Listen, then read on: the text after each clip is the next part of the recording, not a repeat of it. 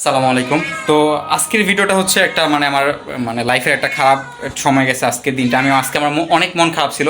এই বিষয় হচ্ছে যে আমি কালকে একটা ভিডিও করছিলাম, সেই ভিডিওতে আমি একটা বিড়ালকে দেখাইছিলাম যে বিড়ালটা আমাদের বাসায় আসে। তো আমি আজকে বিকালে কী হয়েছিল, আমি আমি সকাল টাইমে সম্ভবত 9টা 10টার সময় হইব।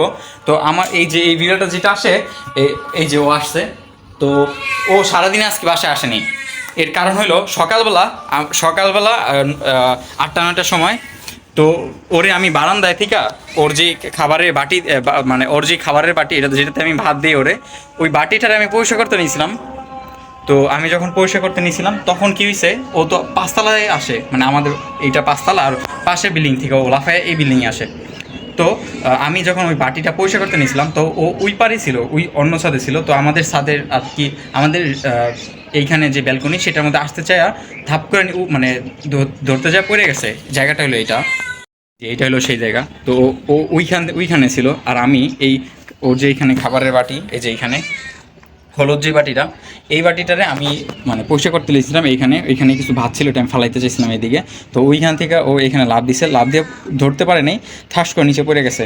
পরে আমি সারাদিন অনেক চিন্তা করছি ওরে নিয়ে, ভাবছিলাম কেউ আসবো না হয়তো, বা অনেক ব্যথা ট্যাথা পাইছে। পরে এখন দেখি আমার কাছে আসছে আয়সা, আমার কুলে উঠতে চাইতেছে অনেক।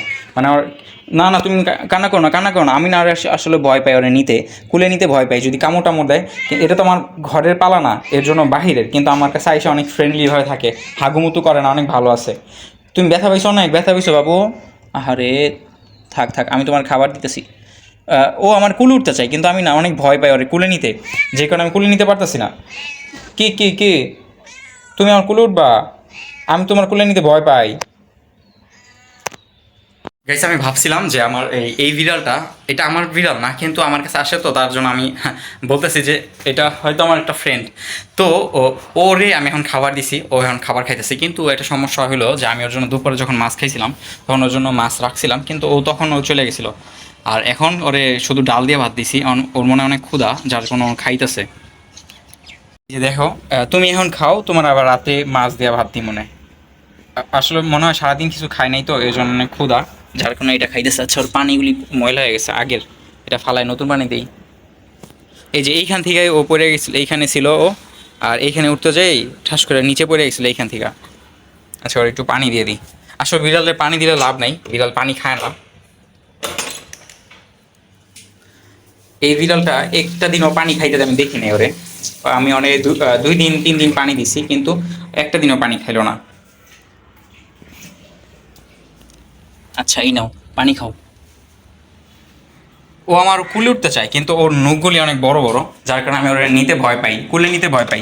কিন্তু এটা যদি বাচ্চা বিড়াল হতো আমি কুলে নিতে পারতাম। এটা অনেক বড়, এটা একদম একটা মেয়ে বিড়াল, অনেক বড় একটা বিড়াল, যার কারণে আমি এটা নিতে পারি না। Guys, আমার প্রচণ্ড পরিমাণ মন খারাপ লাগছে সারাদিনই।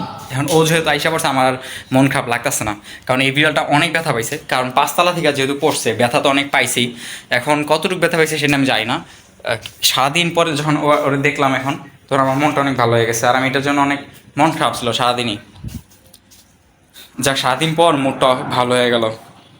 তো নেক্সটে দেখবো আসলে কি, একটা কথা হলো কি, যে তোমাদের বাসায় যাদের বিড়াল আসে, কুকুর আসে, তাদের অল্পই তো তারা একটু খাবার খাইতে চায়, অল্প একটু খাবারের জন্যই তারা আসে। তারা ইনকাম করতে পারে না, কাজ করতেও পারে না, চাকরি করতেও পারে না।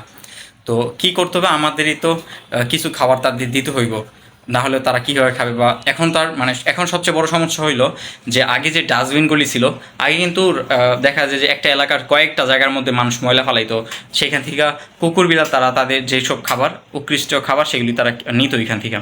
ময়লা কাটা, হাড্ডি গুটি সব কিছু খাইতে পারতো। কিন্তু এখন সব জায়গায় দেখো, কোনো জায়গায় কিন্তু আর কি ময়লার যেসব জায়গা, যেখানে আগে মানুষ ময়লা ফালাইতো, এগুলি কিন্তু একদম ফালানো বন্ধ হয়ে গেছে। সিটি কর্পোরেশনের মানুষ এসে সব নিয়ে যায়।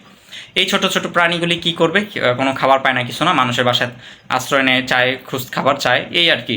তো আমরা যতটুকু সাধ্য আমাদের আছে, আমরা এগুলিকে রাখার চেষ্টা করবো নিজেদের কাছে। যদি তাও নাও পারি, কিন্তু যেভাবে পারি একটু সাপোর্ট করার চেষ্টা করব। কারণ মানুষ সৃষ্টির সেরা জীব, আর এটা হচ্ছে যে এটা আল্লাহর একটা সৃষ্টি। তো তুমি যদি এটাকে লালন পালন করো বা খাবার দাও, এটার একটা বিনিময় আল্লাহ তোমাকে অনেক সওয়াব দিবে, এটাই আমি আশা করি।